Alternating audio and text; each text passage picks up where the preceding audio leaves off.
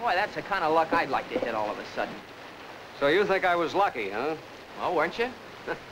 For the past few weeks, that's all I've heard. Luck, luck, luck. Not only him, but practically everybody seems to think that striking oil is something that just happens. A lucky break, like finding a diamond ring while you're picking dandelions. I'd say you did just that. You know, it burns you up. After all you've been through, you want to try and pound what it's really like into some people's heads. I feel I earned what I got the hard way. My break was a long time coming, son. It isn't easy to find oil. It's even tough to find a place that looks like oil land.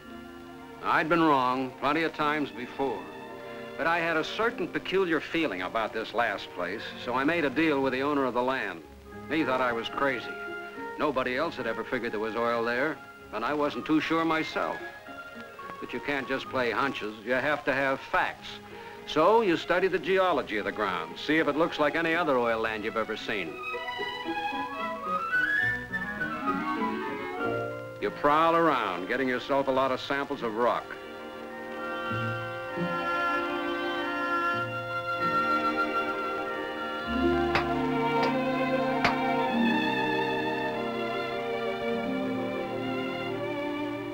Finally, maybe you find a shell fossil that gives you a real clue. At least, enough so it's worth taking the next step.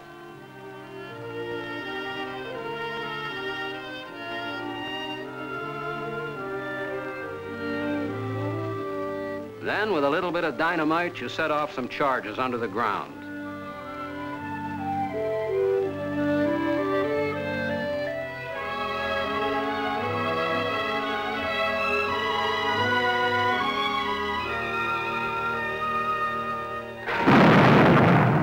The vibrations of the explosions are picked up on a seismograph, the same as with an earthquake.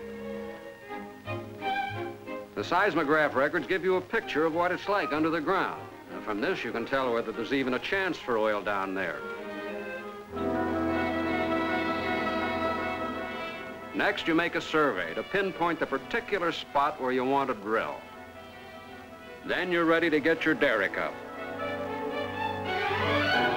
Oh, sure, to other people, they seem to spring up overnight, but it's not that simple. A lot of work, a lot of dollars, a lot of engineering knowledge is represented in what you finally see towering against the sky.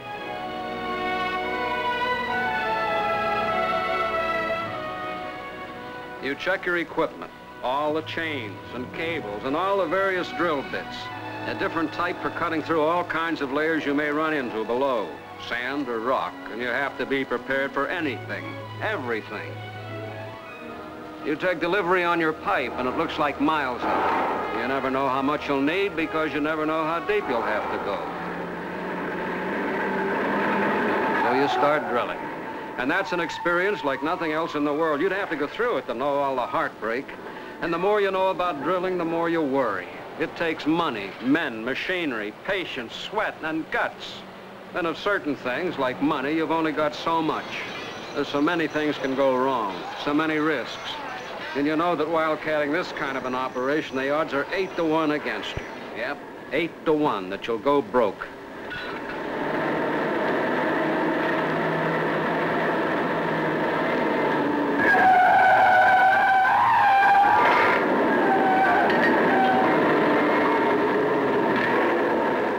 You've sunk your every cent into this, but that's not all. Everything you've learned in your years in the oil business, all you know and all you believe in, your brains and heart and soul are in that long, dark, narrow hole in the ground.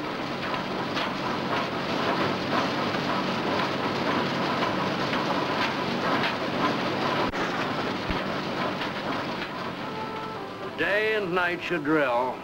You remember all those other times you've come up with nothing, went broke. Had to go back to drilling for somebody else till you could accumulate enough cash to try again, on your own. But still you go on. Even when you know you only have enough money left to drill 10 more feet. Just those 10 feet further. Then, unless you hit it, you're through. With just another one of thousands of dry holes. When you get the final answer, Too much has gone out of you in the long, tough pull for you to have much feeling left, one way or the other.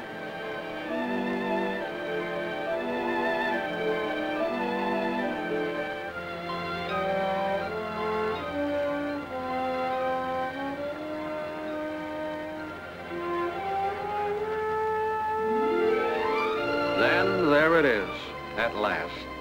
A lump of mud, oily, success.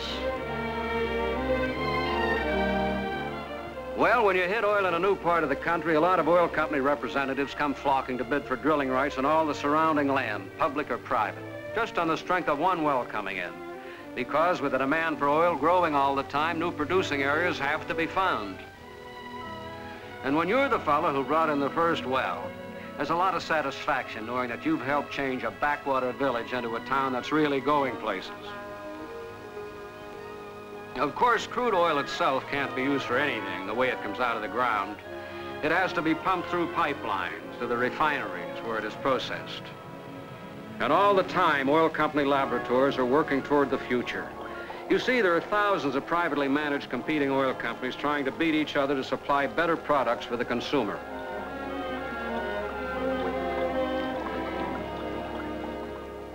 Well, I guess that brings us back to here.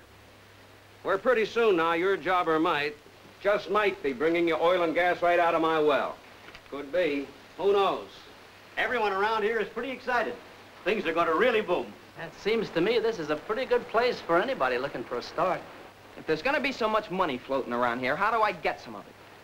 What am I supposed to do now? Open up a drugstore or start drilling for oil?